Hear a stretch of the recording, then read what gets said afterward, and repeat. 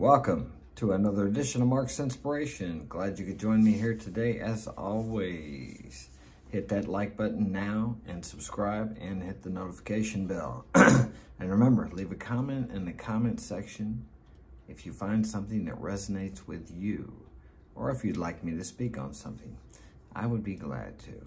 Okay, today we're going to continue in the book, Coming Back Home, The True Adventure of Mark Daniels. I haven't done this for a while. I was kind of busy, so we are now on chapter 4, Love Such as It Was. As I continued to grow from young child into pre-adolescent, I remember more instances of my parents attempting in their own unusual ways to show me affection. Once when I was walking home from school, some older teenagers came across the street from a little store. They grabbed me and roughed me up. A little scared me more than anything. When I got home and told my dad, he was pissed off. He called the police and raised hell and told them they needed to do something about it. It really felt good that he cared that much because, as I had said previously, for most of my childhood, I had felt like a liability instead of something to be protected. Many times when someone would bully me, I remember him saying, excuse me, just pick up a big stick and hit them with it.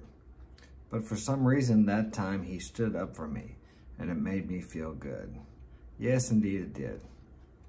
I felt like I had some value. Maybe you grew up without feeling like you had any value.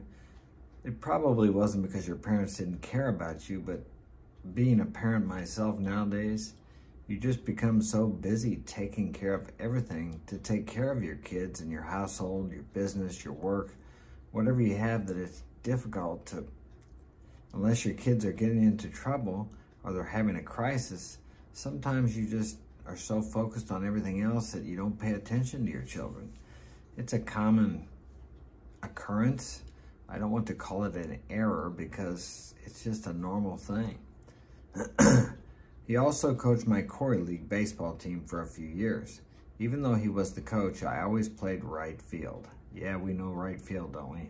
That's where they put the guys that, the players that are not stars. That was me.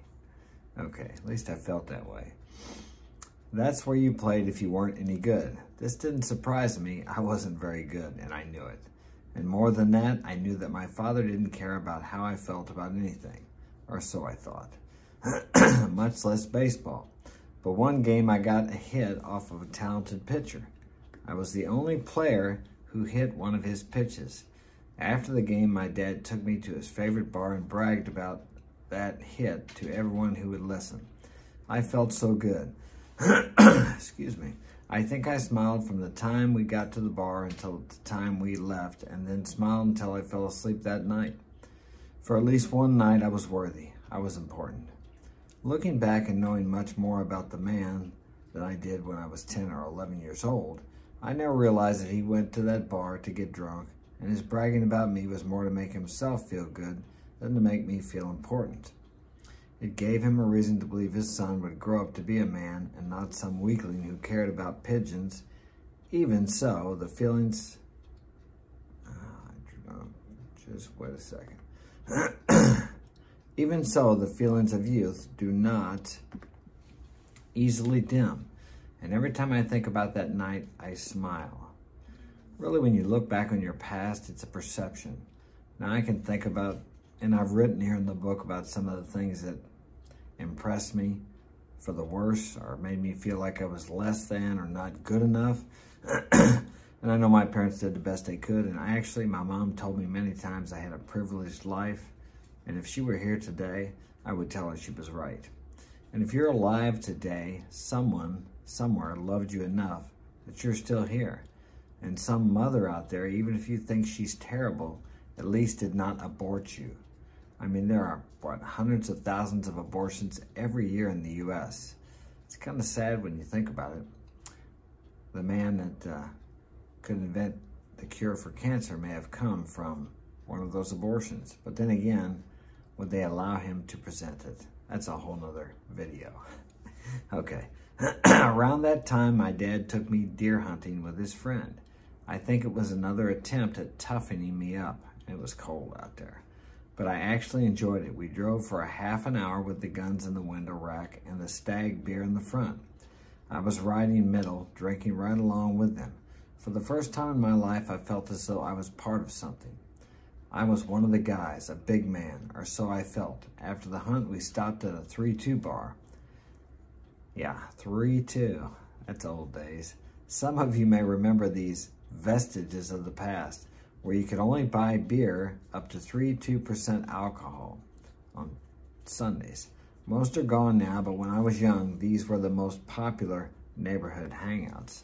This particular bar was called the Deer Shack, an 1800s log cabin out in the woods where all the men would go during deer season to drink, smoke, and play poker. While we were there, I went to the outhouse to relieve my 10-year-old bladder of much more alcohol than anyone that age should ever drink, even at 3.2%. On the way back home, from the men's room, the bar owner's dog bit me. My dad and his friend wanted to shoot the dog and even went to get a gun, but the owner talked them down. That didn't stop me from feeling valued. Though it might seem like a weird thing, but for a child that was so rarely shown any reason to believe he was wanted, even a childish act done for you can make you feel like you're the most important person in the world. I think that's one of the reasons why I do this and why I boxed, why I did triathlons. I always wanted to be more, maybe because people would approve of me. But I realize now the only approval I need or you need is your own approval. That is the most important thing. Validation is great. I love outside validation, and I think we all need some of that. But the most important validation you can get is the validation you give to yourself. You have to know that you are good enough. I remember one time I finished running 10 miles, and I thought to myself, man, you ought to run one more mile. And I had to laugh and think, well, Mark, if you ran one more mile, would you be good enough then? And that's a question you need to ask yourself. When are you going to be good enough if you're not good enough right now? When? When you make $100,000 a year? When you make $500,000 a year? When you become a millionaire? When you acquire a certain amount of land? When you notch off a certain number of girls? When you hit 50, 100, 200? When you travel around the world? When you visited 50 countries? Then will you be good enough? You will never be good enough until you're good enough right now. You are exactly where you're supposed to be right now. You are exactly how you are supposed to be right now. Now, some of you may argue with me on that. Yes, of course, there's always room for improvement.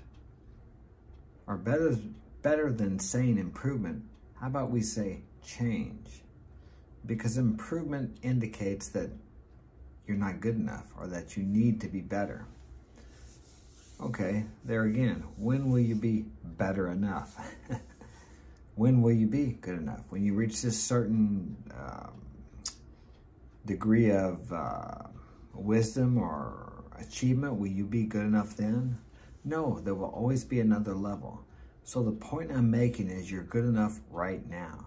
There's always going to be room for change or growth, if you like. You should be able to look back a year ago, 5 years ago, 10 years ago and think, man, I really made some stupid mistakes then. And if you did, and you can do that, then you know you are growing. If you look back 5 years ago and can't see any goofy mistakes you made or things that you wouldn't do now, then you're not learning and you're not growing. Actually, I can look back on some of the things I did and be somewhat embarrassed, like my first videos here. It makes me a little bit embarrassed, I suppose, but I did the best I could. I wasn't afraid to step out and do something I had no idea how to do. Now I can talk to you without having any problems. I mean, I make mistakes, but I don't edit my videos. This is the real deal right here. No bullshit here. Okay? Well, unless I'm bullshitting myself. To thine own self be true. That's one you need to live with. And then you can be false to no other man or woman. So you need to remember that also. We need to be honest with ourselves. I am losing my voice today. I'm going to have to cut this off. I don't know why I am. I was breathing a lot of dust yesterday. I don't put a mask on like I should. Okay, well, I'm going to continue. I'll try one more page. What do you think? Here we go. That night, we got home at 3 in the morning. My dad, the ever-experienced alcoholic, began shaving and getting ready for work. Yeah, he went to work at like 3:15 in the morning every day for 36 years. I, however, was next to him, hovering over the toilet, puking every ounce of the beer he had just brought me and everything else in my stomach. I'll never forget him leaning over and saying, "You will learn." Too drunk in the moment, I didn't ask what he meant. Was he telling me I would learn how to drink without making myself sick, or that I should learn not to drink at all? I never did ask my father what he meant that night. It's funny, the things you never would have expected end up becoming the things you most regret. I did learn how to drink, however, very well, in fact, I did. I kept practicing. The next day I had a bad hangover and couldn't make it to school. I was 10 and I had a hangover. My mom and grandparents were angry at my dad for getting me drunk, but I wasn't. Even though I had gotten deathly sick, it was the first time in my life I felt I was part of something instead of apart from everything. I ended up missing a second day from school, and my friends came by the house to see how I was.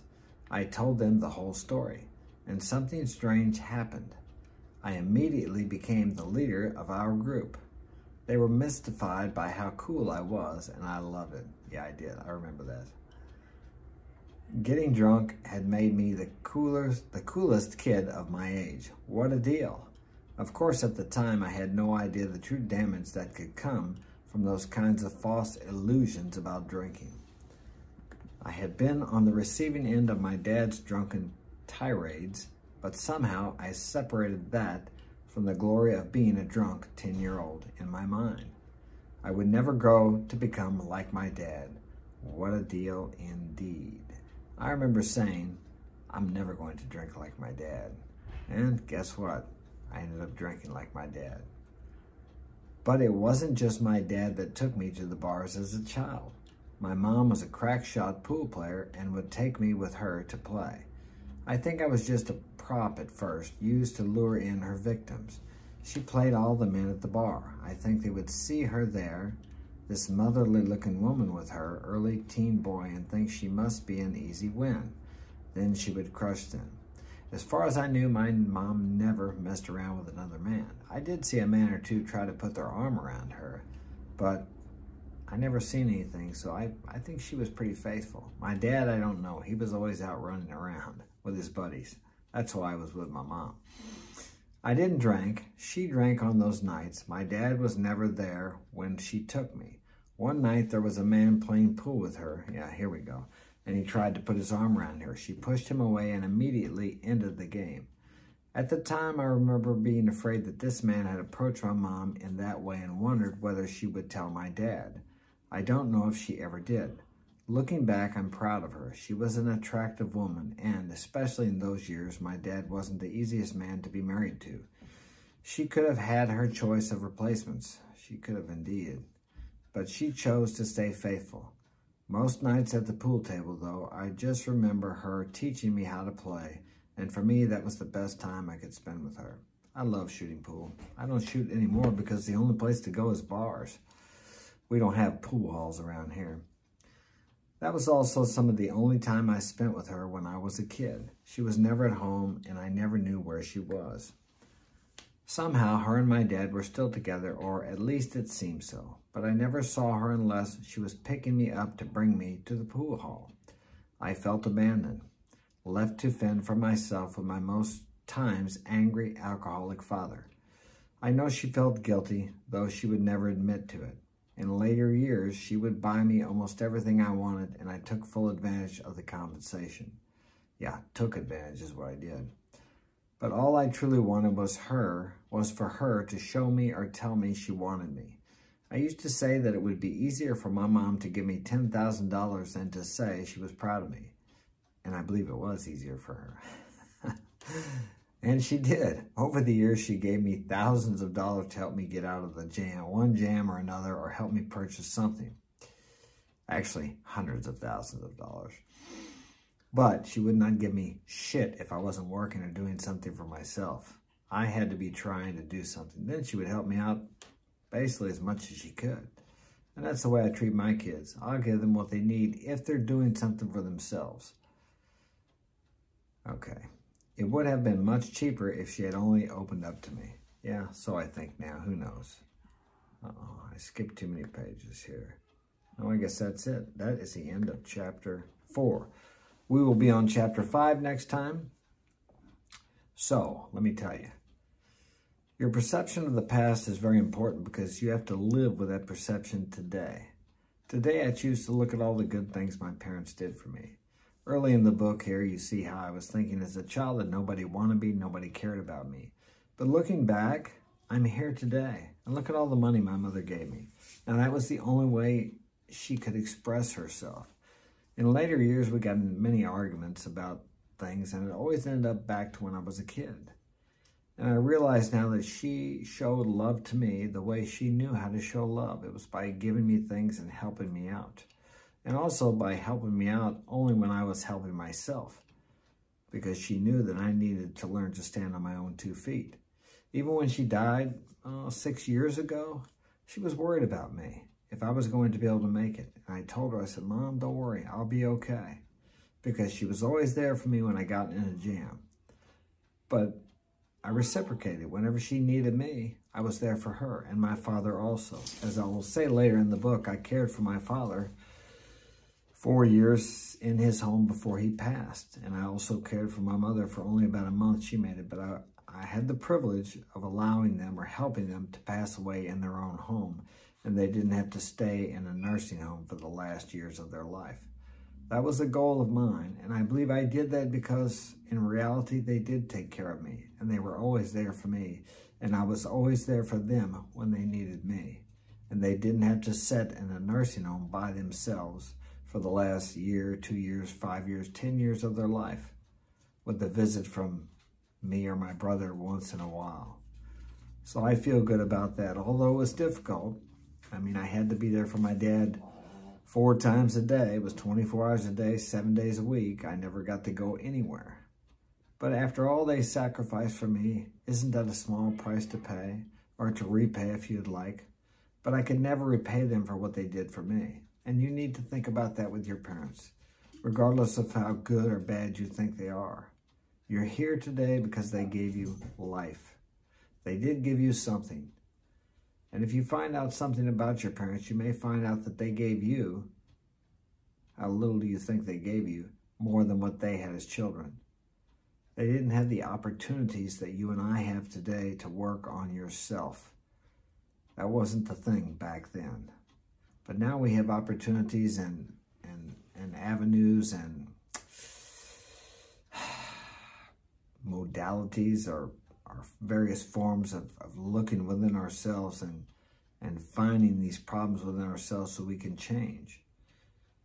I have been different to my children than my father was to me. And I tell them that whatever they don't like that I do, which there are things I don't do that I do that they don't like, I said, you can do different with your kids and you can improve. And thus, through the generations, we can have better families, stronger families, and better kids. So pass it on. All right, that's all I got time for today. If you would like to get my help personally, you can email me, which I will put in the link. My email will be in the link. Check out my website at marksinspiration.com.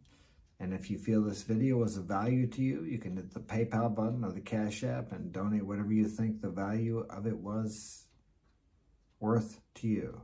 Is that correct? You get the picture. Share it with a friend, too, if you think it'll help them out. So I'm going to go. Thanks for joining me, and I will see you tomorrow.